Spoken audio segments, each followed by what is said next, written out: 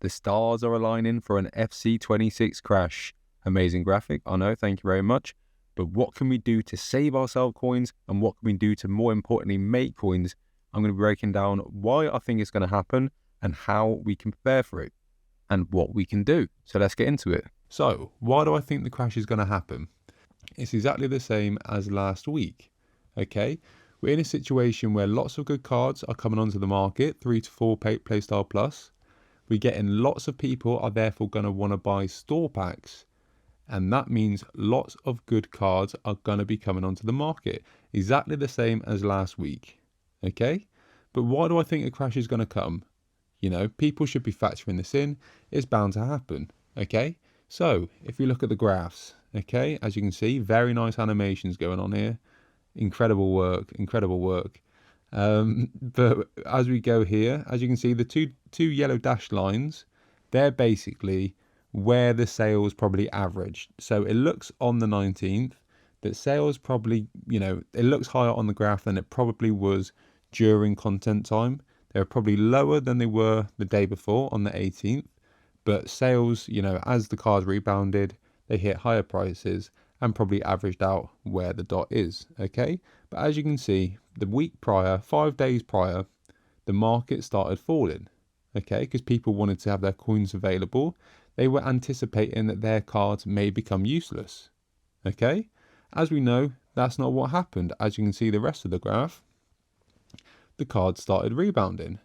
And not only did they rebound, they carried on going up, and there was no weekend league sell-off, which is very rare.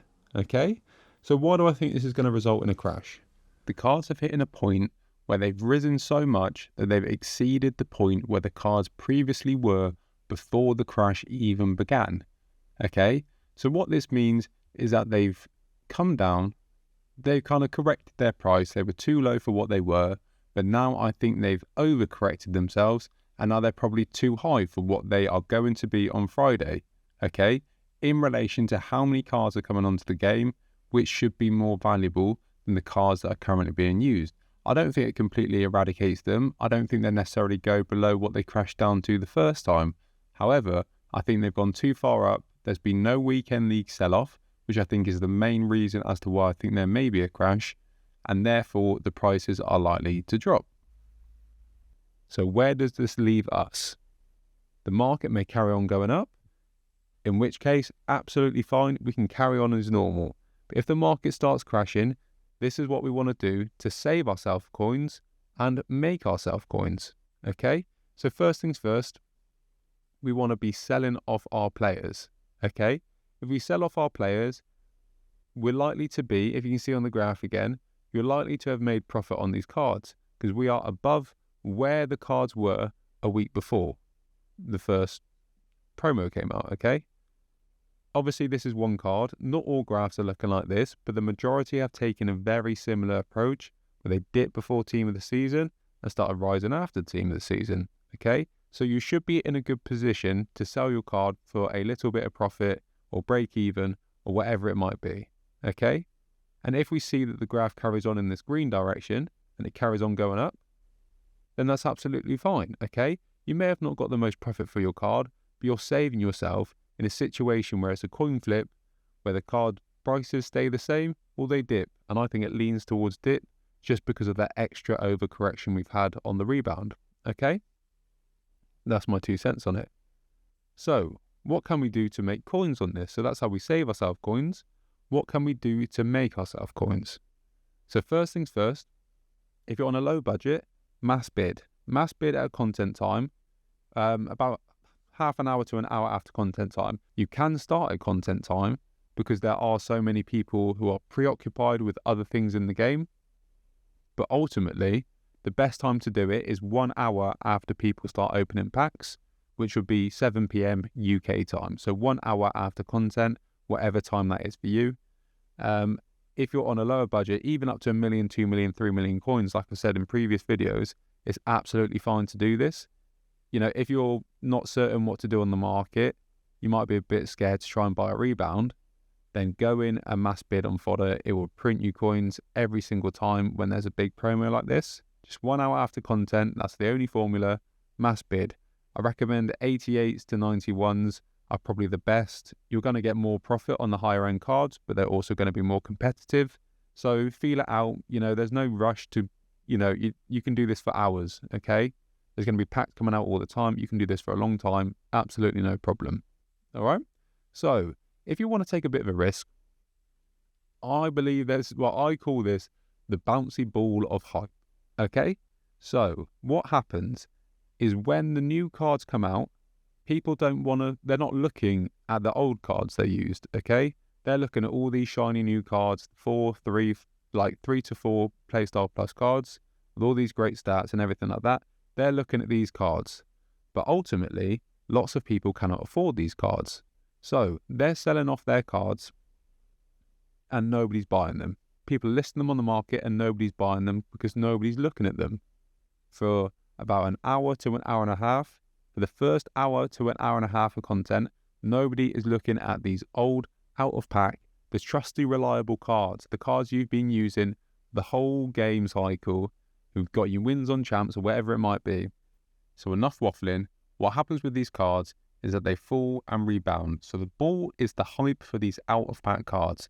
As the new promo comes out, the ball falls, the hype for these out of pack cards fall, even though it's getting into weekend league. It's the time when they usually get bought up.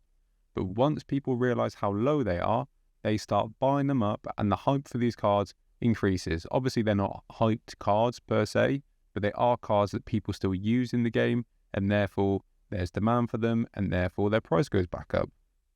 Okay, how low cards get is unknown. How high they rebound is also unknown. So therefore it is a bit of a gamble. It's a bit of a, there's no real guide, no real method to this method, essentially.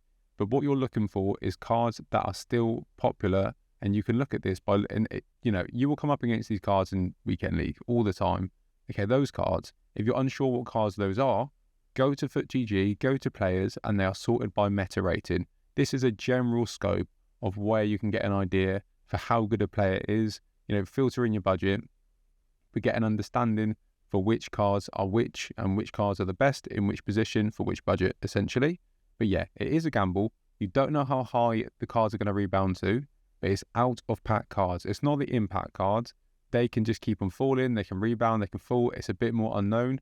Whereas with these out of pack cards, there's a bit more method to the madness. Generally, in a market crash, they will fall because of the ball of hype, as we know. And it falls because people are looking at the other cards, and as they realize, and nobody's buying these cards up. So people have listed them on the market. People want to buy these new cards. So they're trying to get rid of, cards they've got in their club. This is why I'm saying sell before, because you don't want to get caught in the panic where everyone's trying to sell, everyone's trying to undercut, and nobody's actually buying these cards. Then they get to a point where they're so low that people start buying them up because they realize, oh my gosh, this card is so good. How can it be this cheap? And then the card starts rebounding up. Okay. And this typically happens maybe half an hour to an hour and a half after content. It really does vary. So keep a track of cards if you want to do that. But typically you've got enough time to open packs, have a look at the promo, check the Evos out, check the SBCs. You've usually got time to do that. So don't go rushing in trading, but make sure, if this is something you do want to do, make sure to do it. Start looking around half an hour after content. Just get up on FootGG on the momentum page and have a look, see which cards are down, see which cards are down the most. Obviously, stick away from strikers and left wingers because they might not rebound, as we saw with Sega, where they released an Evo, which basically made her. Okay, so don't go looking for strikers and left wings because they may not rebound, but every other position should be fine. And also try and avoid, if you can, cards which have direct competition from the new promo. Okay, so cards that are coming into packs, if they're going to be cheap or a similar price around the card that you're looking to sell on the rebound, then make sure it doesn't have any direct competition. Basically, I've muddled up my words there, but make sure your card doesn't have direct competition. How you can check this out is by looking at the new promo, looking at the pricings, and get a general gauge. They are going to be 3 Playstyle Plus. That is a direct competition. They are superior. But if they've got a wasted playstyle, for example, or their stats don't look amazing, or you know that people prefer a particular meta card. So say a few months back where Calafiori was a really, sought after card for left backs for pros, that could still be a better card for some people than Cucurella, for example. Okay? So have a little think about that. It doesn't need to be too exact with that. They're not exactly in direct competition, but generally it will help the card rebound a little bit more. Typically, if you've got the budget for it, icons and promo icons and stuff like that do well because there is no direct competition. They are standalone cards. They have icon chemistry. They've got a nostalgia factor and things like that. So they're more standalone. Heroes as well, like Future Stars, Hazard, or whatever it might be. I'm not saying that card will rebound, but just an example. So yeah, keep that in mind. That's what you want to be looking out for. That's the best I can do. You don't know when the highs are going to be. You don't know where the lows are going to be. You have to watch the cards manually. Nothing's going to help you out. You can check FootGG momentum page to get an idea of which cards are down the most, but typically it's going to be strikers, left wingers, and things like that. Okay? So that's generally what you're looking out for if you want to buy the rebounds. If you want to play it a little bit safer, wait until after 6 to 8 hours after content, when the momentum page is back down, settled down a little bit, and it's a bit more normal, because all the promo cards, a lot of them will have settled in price a little bit now. After a few hours, they might have found their price a little bit. Therefore, they're not coming up at the top of the page. All the cards that have fallen, they've settled in price now. So they're not going to be coming up at the top of the page at like 30% down or 20% down or 10% down or however many, how big of a crash it is. So just keep an eye out after those times, because we're working on a 6 hours time frame with FootGG momentum page. So after 6 hours is when you're going to get the best results. You're still technically in a market panic, market crash, lots of cards coming out. People are, trading frantically.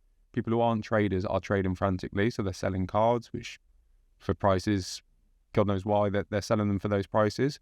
But there's lots of undercuts. And come Saturday, fluctuation should be a lot more reliable because cards will have settled in their price a little bit more.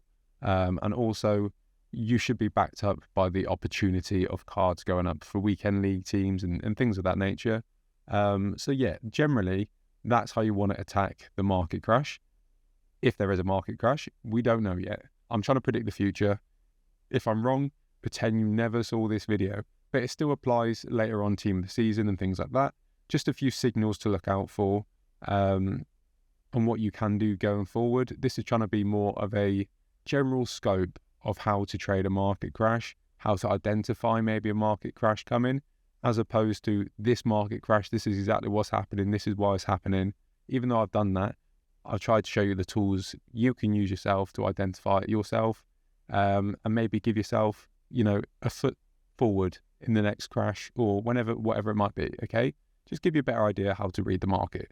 But that's all for now. Thank you very much for watching, and I will see you next time.